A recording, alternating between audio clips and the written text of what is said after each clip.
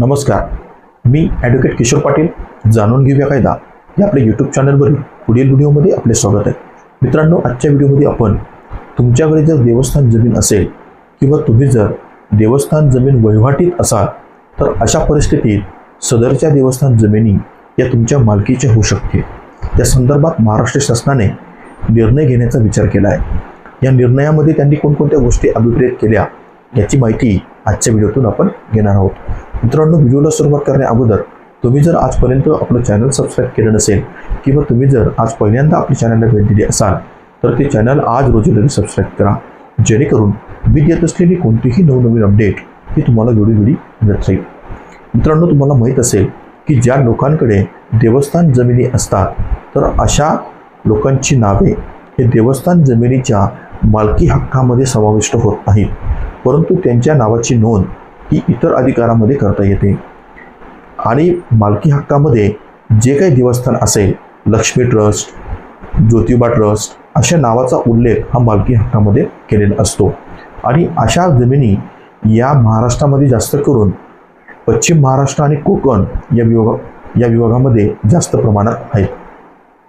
देवस्थान जमिनी संदर्भात ट्रस्ट आणि देवस्थान मालक आणि देवस्थान तसेच कूड आणि देवस्थान यांच्या बाबतीत अनेक प्रकारचे वाद हे महाराष्ट्रामध्ये आज देखील सुरू आणि प्रलंबित आहेत. तर त्याचा निपटारा आणि निर्वाळा करण्यासाठी महाराष्ट्र शासनाने देवस्थान जमिनीचे जे वहिवाटदार असतील तर त्या लोकांना मालकी देऊन त्या संदर्भातलं अधिमूल्य भरून घेण्यासंदर्भातली तरतूद ते महाराष्ट्र शासन येणाऱ्या जुलैच्या हिवाळी पावसाळी अधिवेशनामध्ये करणार आहेत.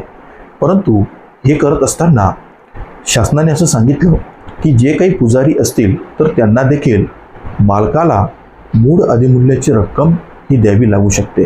त्यामुळे जर काही तुमच्याकडे अशा देवस्थानच्या जमिनी असतील आणि त्या जर तुम्हाला मालकी हक्कामध्ये हस्तांतरित करून घ्यायचे असतील तर त्यासाठी तुम्हाला जुलैचं जे काही होणारं अधिवेशन आहे पावसाळी तर त्याची वाट बघावी लागणार आहे. कारण या अधिवेशनामध्ये देवस्थान जमिनीचा निपटारा हा कसा होऊ शकतो, शिवाय पूर्वीच्या वेळेस म्हणजे आजच्या पूर्वीची परिस्थिती अशी होती की देवस्थान जमिनीला जर तुम्हाला डेव्हलप करायचे असेल तर त्यासाठी देखील जिल्हाधिकारी किंवा मंत्रालयाची परवानगीही घ्यावी लागते. परंतु आता या महाराष्ट्र शासनाने घेतलेल्या निर्णयानुसार की जो काही हिवाळी पावसाळी अधिवेशनामध्ये महाराष्ट्र शासन जो काही निर्णय घेईल देवस्थान जमीन संदर्भात तर त्याप्रमाणे आता विकास करता येऊ शकतो त्या देवस्थान जमिनीचा, म्हणजे डेव्हलपमेंट करता येऊ शकतं आणि हस्तांतरण देखील त्यानुसार करता येऊ शकतं. तर मित्रांनो, फक्त तुम्ही आपल्या व्हिडिओला जर सबस्क्राईब केलं असेल तर ते त्याचे व्हिडिओचे जे काही अपडेट आहेत ते तुम्हाला वेळोवेळी हवे असतील तर आपल्या चॅनलला तुम्हाला सबस्क्राईब करणं हे गरजेचं आहे.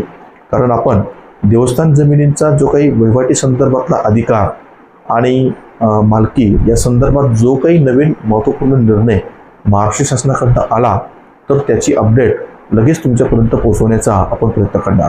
तर मित्रांनो, आजचा व्हिडिओ तुम्हाला कसा वाटला ते जरूर कळवा.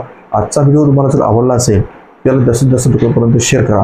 आणि तुमचे जर काही वैयक्तिक कायदेशीर प्रश्न असतील तर ते तुम्ही मला आपल्या डिस्क्रिप्शन बॉक्समध्ये दिलेल्या संपर्क नंबरवर संपर्क करून सशुल्क सल्ला देखील देऊ शकतात. धन्यवाद.